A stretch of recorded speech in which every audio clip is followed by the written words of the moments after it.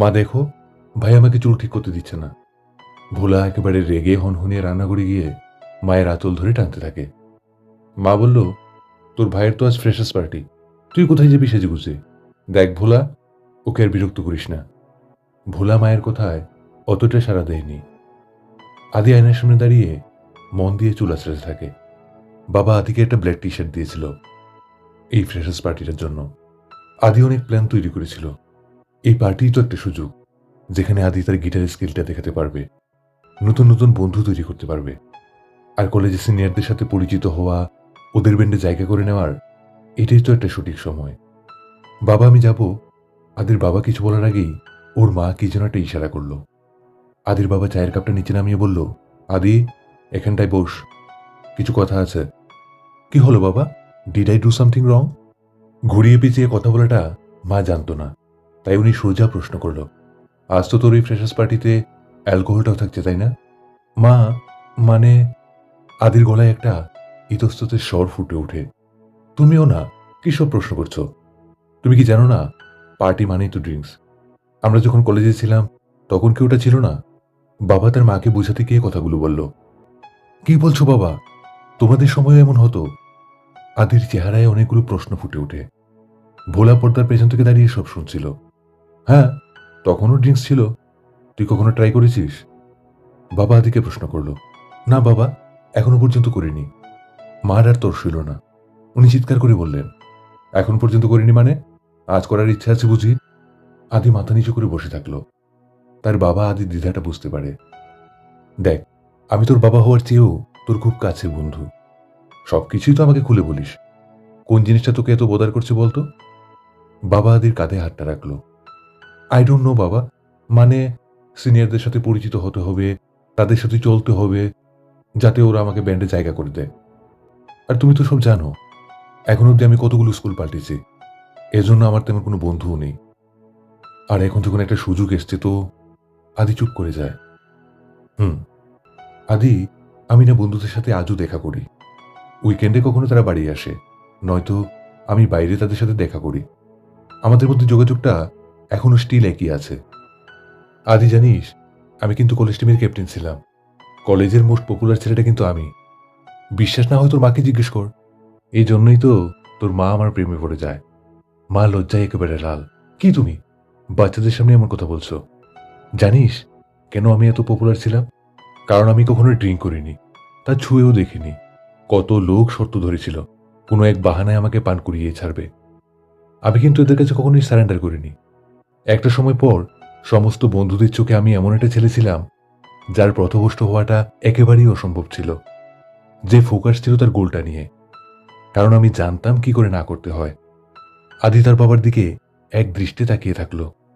বাবা বলল, আমি বুঝে গেছিলাম যে এই বিষ যতটা না খুশি আর আনন্দ দেয়, তার চেয়ে কয়েক গুণ দুঃখ মানুষের জীবনে নিয়ে আসে। এর কারণে একটা পুরো পরিবার ধ্বংস হয়ে যায়। আদি, ডিসিশনটা কিন্তু তোর, তুই কি করবি? আমার কাছে জানতে চাইলে আমি বলবো, এই রাস্তায় কখনো পা বাড়াবি না। আদি বলল, বাবা, এটা কি তুই হেবিট না করে মাঝে মাঝে? আদির মনে একটা প্রশ্ন উকি দেয়। বাবা ডিসাইড করলো আজ আদির সামনে পুরো সত্যটা তুলে ধরবেন। আদি জানিস, যেসব বাচ্চারা বছর 21-এর আগে অ্যালকোহল ট্রাই করে তাদের এডিকশন হওয়ার চান্সটা কিন্তু অনেক বেশি। আর এটা কিন্তু আমার কথা নয়, রিসার্চ এমনটা বলে। ভোলাও তার বাবার কথাগুলো মন দিয়ে শুনছিল। 25 বছর পর্যন্ত আমাদের ব্রেনটা কিন্তু বাড়তে থাকে। ঠিক সে সময় আমাদের ব্রেনে থাকা নিউরনসগুলো নতুন নতুন কানেকশন তৈরি করে, নতুন নতুন জিনিস শেখে, নিজের স্বপ্নগুলোকে পূরণ করা, নতুন সম্পর্ক তৈরি করা, এগুলোই হয় এই বয়সে। এমন বাড়ন্ত বয়সে অ্যালকোহলের এডিকশনটা কিন্তু খুব তাড়াতাড়ি লেগে যায়। কেউ যদি একবার এই নেশার ফাঁদে পা দেয়, তার ব্রেনটা কিন্তু দুর্বল হয়ে পড়ে। না সে কোনো কিছু শিখতে পারে, না সে জীবনে কোনো কিছু হয়ে উঠতে পারে। আদি তার বাবার কথাগুলো শুনে চিন্তায় পড়ে যায়। পেছন থেকে ভোলা শরবতের গ্লাসটা আদির হাতে দিয়ে বলে, খেয়ে নে খেয়ে নে। তারপর বাবার কোলে বসে জিজ্ঞেস করে, বল না ভাই, তুই তোর বন্ধুদের কি করে না করবি? তুই পড়াশোনায় মন দে। আদি বড় বড় চোখ করে ভোলাকে এক নজর দেখে বাইরে পা বাড়ায়। মার চোখে একটা গভীর চিন্তার ছাপ ফুটে ওঠে। বাবা আদির পিঠে হাত রেখে শেষ কথাটা বলল, হতে পারে তোর বন্ধুরা তোর সামনে পেগ রেখে দিল। এটা আগেই ভেবে নিস, কি করে ওদের না করবি? কি বা বলবি ওদের? মন থেকে যদি না করিস, লড়াইটা অনেক সহজ হয়ে যাবে। হতে পারে তোর এই কথা শুনে আরও অনেকেই তাদের ব্যাগটা রেখে দিল। মা দরজায় দাঁড়িয়ে বলল, হে প্রভু, আমাদের ছেলেকে এই বিষ থেকে বাঁচিয়ে দিও। আদি যখন পার্টিতে গেল, সেখানে খুব লাউড মিউজিক বাজছিল। অন্ধকারে লাল সবুজ লাইটগুলো পুরো হলে আলো ছড়াচ্ছিল। আদি দা গিটার বয়, এদিকে আয়। সিনিয়রদের কেউ একজন ডেকে উঠল। কাছের একটা বড় টেবিলে জিন আর উইস্কির দুটো বড় বোতল রাখা ছিল। সেই টেবিলের এক পাশে তার বন্ধুরা আর অপর পাশে সিনিয়ররা দাঁড়িয়েছিল। এই প্যাকটা আমাদের গিটার বইয়ের জন্য। একজন সিনিয়র প্যাকগুলো ভরল, আর সবাই মিলে এক এক করে হাতে গ্লাস তুলে নিল। এই গ্লাসটা তুল।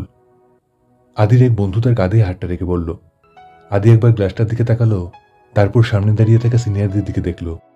তারাই সিদ্ধান্ত নেবে আদি তাদের ব্যান্ডে জায়গা পাবে কি না। এদের সাথে বন্ধুত্ব করাটা খুব ইম্পর্টেন্ট। ওদের হ্যাঁতে হ্যাঁ করাটা ভীষণ প্রয়োজন। কিরে, গন্ধ শুকিয়ে কি মাতাল হয়ে গেলে নাকি? ভিড়ের মধ্য থেকে কেউ একজন ঠাট্টা করে বলল। Listen listen guys, I don't drink. আমি মদ খাই না। সবাই আদির দিকে এমনভাবে তাকালো যেন ও সবাইকে ইনসাল্ট করেছে। হোয়াট রাবিশ ডুড, তুই একজন গিটারিস্ট, এটা ছাড়া কি করে তুই গান কম্পোজ করবি বলতো? একজন সিনিয়র গ্লাসটা ধপ করে নিচে নামিয়ে বলল। আদি তার দু চোখ বন্ধ করে নিল। তার চোখে বাড়ির হলদে দেয়ালে টাঙানো ফ্যামিলি ফটোটা মনে পড়ে যায়। চারপাশে তার গিটারটা ঘুরতে থাকে। গিটারের স্ট্রিংগুলো তার কানে এসে এক এক করে বাজতে থাকে। সে চোখ খুলে বলল, আমি বড় হয়ে একজন মিউজিক ডিরেক্টর হতে চাই। এই মদ আস্তে আস্তে আমাদের ব্রেনটাকে ব্লার করে দেয়। এই ব্লার ব্রেন দিয়ে আমি নতুন কিছু কি করে বানাবো? নতুন ক্রিয়েটিভিটি তো স্বাধীনতা থেকে আসে, তাই না? মদ তো আমাদের দাসত্ব বানিয়ে রাখে। সবাই গ্লাস হাতে নিয়ে আদির কথাগুলো শুনছিল। ব্যান্ডের লিড সিঙ্গার তার গ্লাসটা নিচে রেখে দেয়। বন্ধুদের সামনে আদির সম্মানটা আরও বেড়ে যায়। আদির চোখগুলো বিশ্বাসের একটা চমকে ভরে ওঠে। তার কাছে একটা যুদ্ধ জয়ের অনুভব হচ্ছিল। রাত প্রায় 12টায় মা দরজা খুলল। আদি টলতে টলতে ঘরের ভেতরে ঢুকল। হে প্রভু, আমার ছেলেটা মদ গিলে এসছে। আমি তোমাকে পই পই করে বলেছিলাম, তুমি আমার কথা শুনলে তবে তো। মা বাবার উপর রাগ ঝাড়তে থাকে। আদি হঠাৎ করে মাকে জড়িয়ে ধরে হাসতে থাকে। মা, আমি মদ খাইনি, আর কখনো খাবও না।